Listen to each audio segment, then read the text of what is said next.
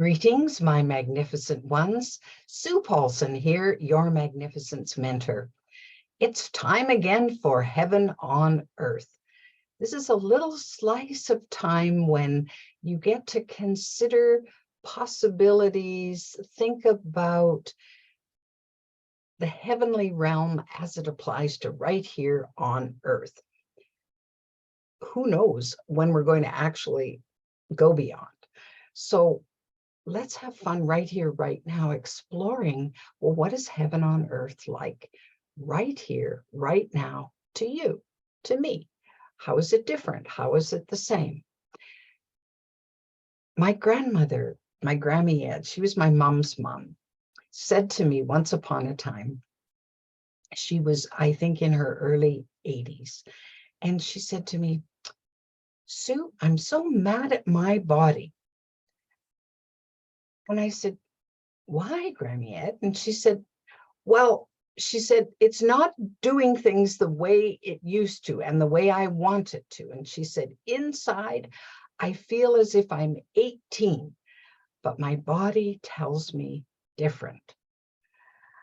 And I confess at the time, because I was probably 40 something, I didn't quite understand what she meant exactly. Well, now that I'm not 40 something anymore, now that I'm 73, I get what she was after, because inside, I don't feel the age that my years tell me or my birth date tells me that I am. I feel way, way, way younger. I have energy and enthusiasm and a zest for life that belies my actual chronological age. So I've been thinking about this for a while because it's interesting that I'm in the, I guess I would say I'm in the fourth quarter of my life. I have this goal to fulfill my Grammy Ed's idea. She wanted to live to 103. Well, she made it to 87 and a half. So she did pretty good, especially for her generation growing up in the Depression and so on. Well, I'm looking at 103 now, and I think it's entirely possible. In fact, I know people who live to that age. So, and some who are living longer than that. So I thought, all right, well, as long as I have some spunk and so on, why wouldn't I go for it? So I guess I'm in training for the fourth quarter of my life. So if I think of 75 as 3/4 of the way, well, I have a couple of years yet to play and say, okay, how is that going to look when I turn 75? Well, aging is, when I talk with some of my elders, I have quite a few relatives in my life who are in their 80s and 90s. My dad's turning 98 this year. Well, aging is not for the faint of heart. It has its challenges, and someone once said, well, aging ain't for sissies. Well, you need a certain amount of fortitude to be able to deal with whatever is coming at you as you age. But of course, that applies to any age. Certainly, I had thoughts about whatever age I was at. Now I have to say that I was pretty content to be whatever age I was until I hit 30. And when I hit 30, I'm thinking, well, I don't think I've really done enough yet in my life to justify being 30. Well, there was some merit in that because, of course, the first 18 years of my life, I was just doing what everybody else told me to do, and my life as an adult had not yet begun. So in 12 short years, there was a lot to accomplish by the time I was 30 that I didn't feel I had. So when I turned 30, I'm going, yeah, I don't get being this age because I still feel as if I should have done a whole lot more in order to be 30.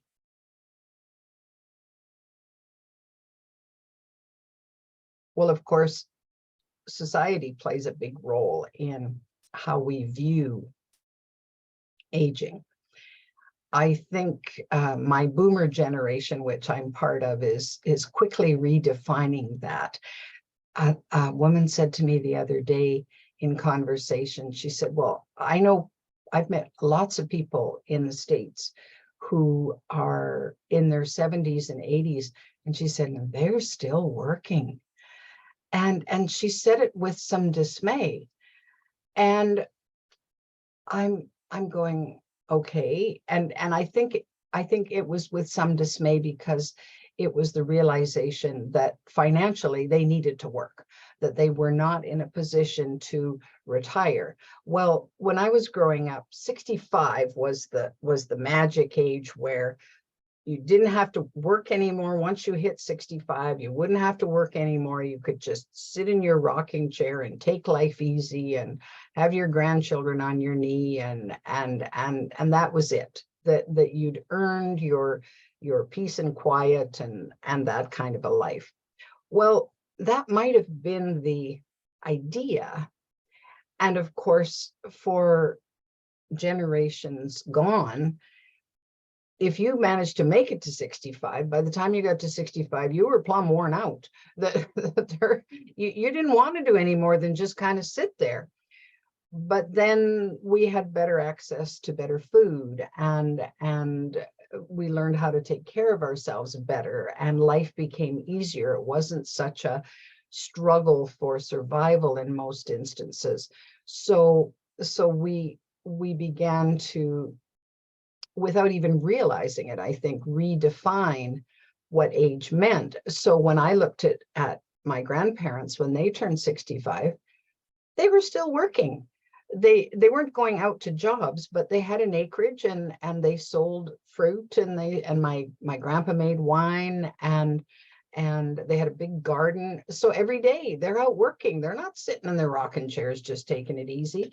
And that continued until, oh my goodness, I don't think my grandpa really started to take it easy until he was about 92. And then his activity revolved around play. He would play his violin in the morning. He'd play his little organ that he had. He would use his weights and to keep fit. And he had one of those hand squeezers to increase the strength in your hands. He'd do 100 in each hand. Well, I picked one up one day and I'm trying to squeeze it. I can hardly do 3. And I'm going, whoa, Grandpa, you can do 100 of these? Wow, that's pretty amazing. And he was in his 90s and I wasn't. And and then he'd play pool. We had a pool table down in the basement. He'd go down and he'd play a few rounds of pool and play cards. And so he did a lot of playing in his last years, and he deserved to play. He deserved to move into that phase of his life, and he did it very gracefully, which is why I called this session Aging with Grace. So did it mean that he was a little frustrated that he couldn't do certain things anymore? Well, sure. I think it doesn't matter what age we're at. We get frustrated when we can't do something that we feel we either should be able to do or we want to do. Well, you could be 5 and be frustrated that there's certain things that you want to do that you can't do, just the same as you can be 95 and have that same level of frustration. So I don't think that ever goes away. I think that the contentment comes when we come to terms with, come to a peace of, and an acceptance of wherever we're at, and say, well, that is the way it is, and I'm okay with that. Because I found it's rather futile to argue with that and to be mad about that for however many years. The bitterness creeps in so quickly when we won't face the reality of what's going on for us, and then decide, well, does it have a major impact or not? So and this is a lifelong process, I've found, to be able to learn to ease into and accept whatever's going on. When I had cancer and I was so debilitated physically, I looked dreadful. I have a couple of pictures of myself at that point in time, and I didn't look like I look now. I was despairing of ever regaining any kind of health, vitality, vim and vigor. Like, it just seemed as if it was impossible because of what I had been through. But the body is a miraculous organism. It really is a sacred vessel. This house that holds our spirit and holds our ideas and who we want to be and who we are and so on. It's quite astounding how it serves us every minute of every day in so many ways. And of course, if we treat it right, if we give it the right amount of food, the right amount of movement and exercise and energy and so on, then it gives back to us. Then it supports us in whatever it is that we want to do. It's not without effort that it's kind of I guess I would call it a symbiotic relationship. Well, our bodies will work for us and work for us and work for us and work for us because that's the way they're wired. But if we don't in return provide it with what it needs, enough rest when it's tired and enough food when it's hungry and enough liquid when it's thirsty, and stimulation of the brain with things that make us laugh, things that make us think, all of those kinds of things, then it won't work to its maximum capacity for us. And eventually, the things that debilitate the body, too much stress, too much despair or depression, or all of those quotes negatives that are hard on our bodies, then eventually the body starts to work less well and until it gets to the point where disease creeps in because it wasn't able to deal with the onslaught of everything that was coming at it. So as part of this aging gracefully process, not only is it a mindset in saying, okay, how am I going to do this? Can I accept that I'm not 27 anymore?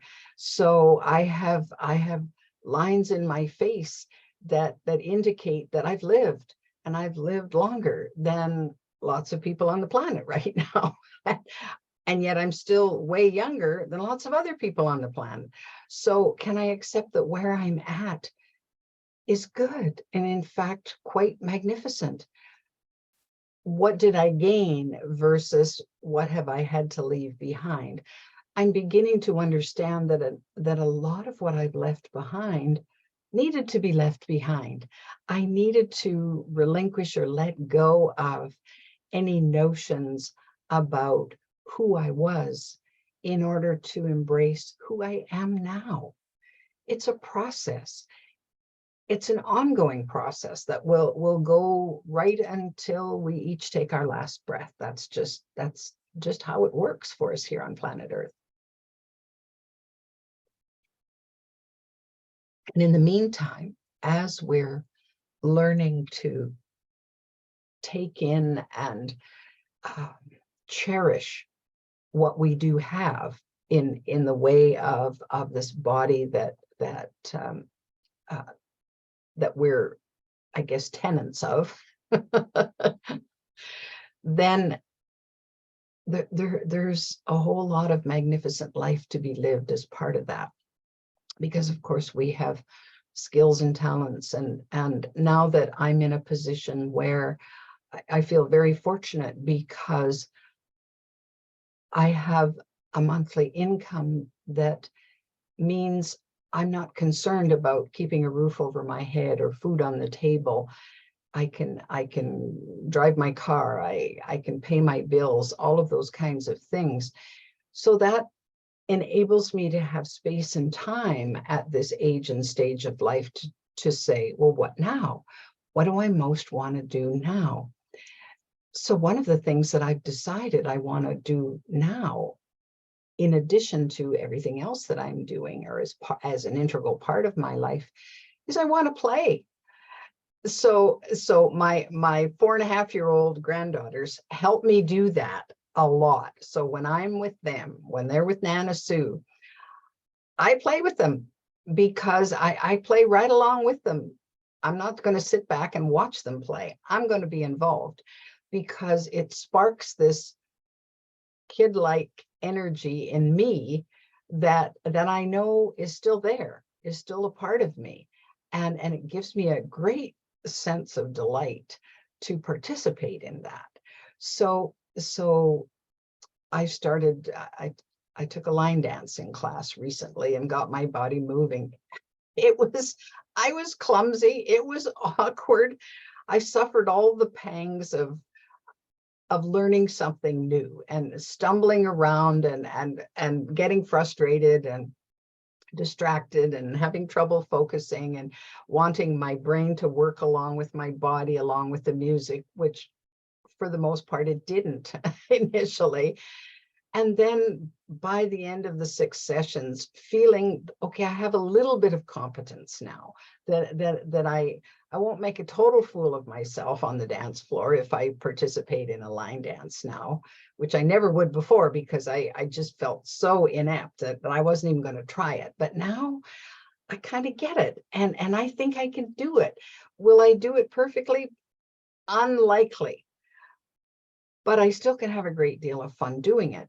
So my Grammy had said to me when she was in her early 80s, she said, Susan, I think I'm finally learning how to play. And I thought, oh, that's marvelous, because she worked right up till the time she was 75. She had her own restaurant, a little truck stop cafe that was a 24-hour deal. She worked 12 to 14 hours a day. It was hard to get staff. There was lots of worries and things, but it made her a very good living. And when she did retire, then she had money to travel and to do the things that she wanted to do. So it was her quest to play as much as she could and involve as many people as she could who were around her to play as well. So I looked at it and I'm thinking, well, I don't think I want to wait till I'm 80 something in order to play. So I'm doing it now. And I have to say that that's very rewarding for me. There's something about playing that well, kids know what it's all about, and you can see the amount of energy that they draw because of the play that they have. And when they're exhausted, they rest. And then they get up and go again.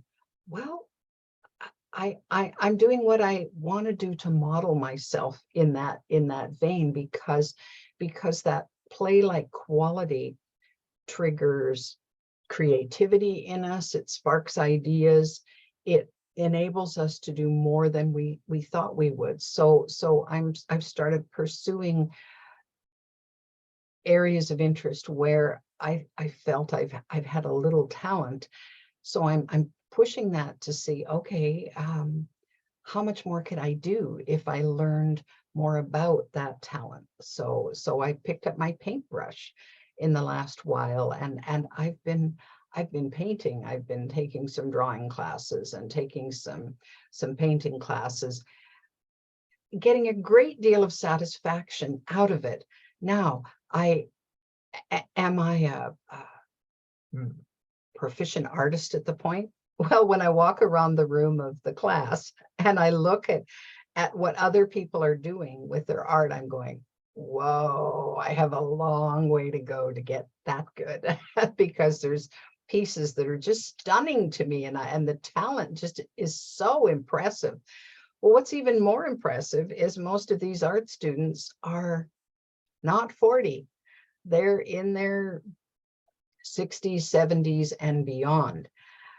And so it's very rewarding to see what can be created when we turn our attention to it. And that can happen at any age and stage.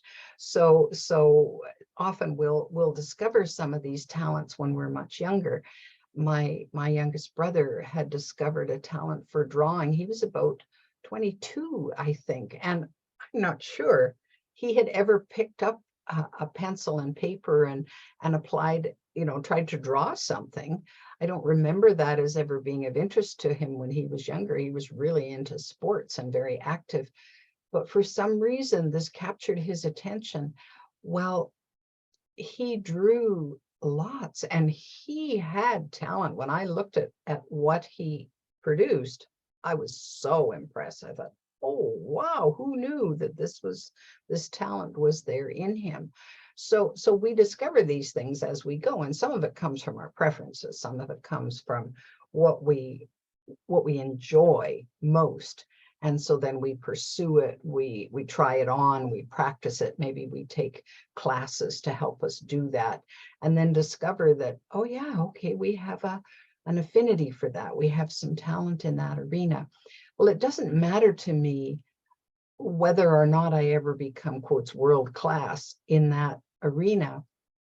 I do it because it brings me great joy, that it gives me some sparkle to my day. And when I go through some of my past watercolor papers and acrylic canvases that I've drawn or painted on, I'm going, wow, I really like that. Now, an art critic would probably look at it and say, oh, there's this flaw and this flaw, and that wasn't good and that wasn't good.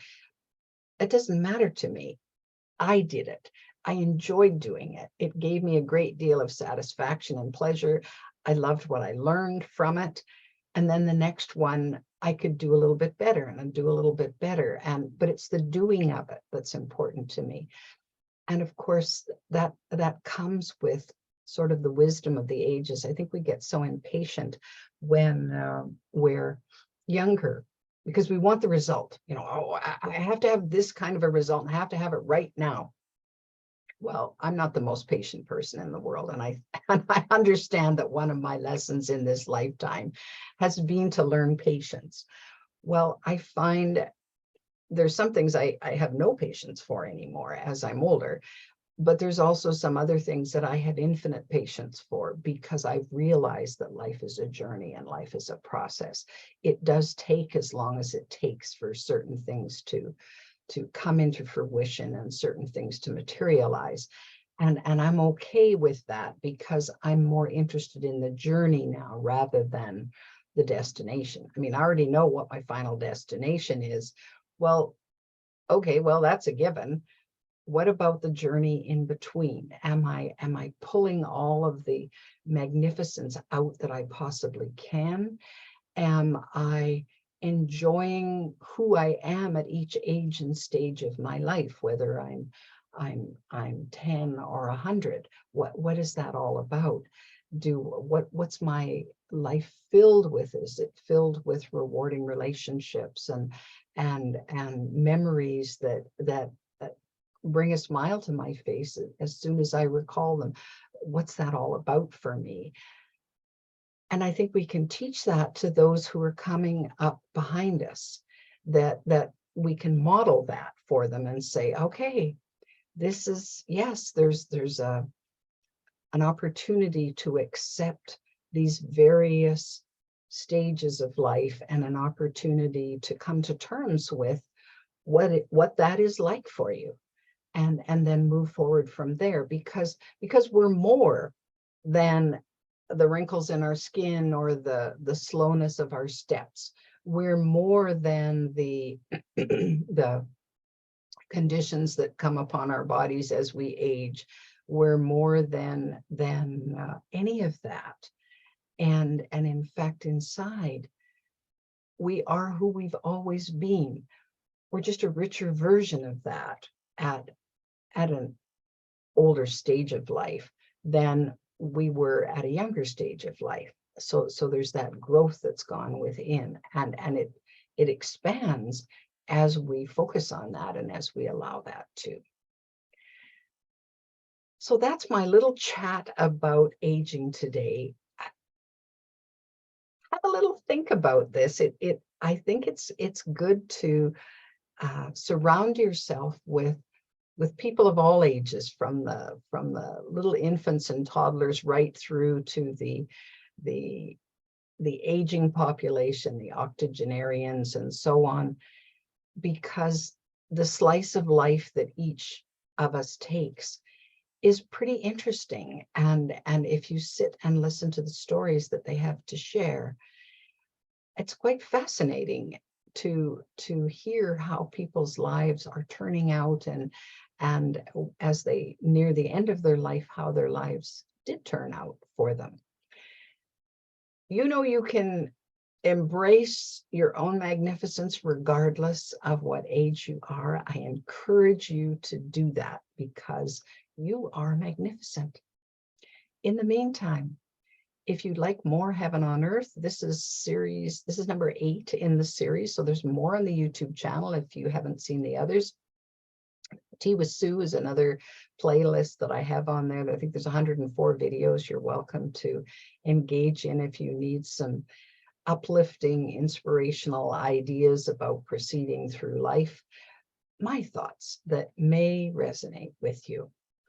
And if you're a change maker, you would love to be connected with a community of peers who are also wanting to sort out what life is like and how to make life even more magnificent, then check out my website. Chris Angel and I are co-creating a community called the Magnificence Lab. So check out magnificencelab.org/invite. You'll see a little video there that tells you what the community is all about and invites you to sign up. Take good care, my dear magnificent ones, and we will see you next time.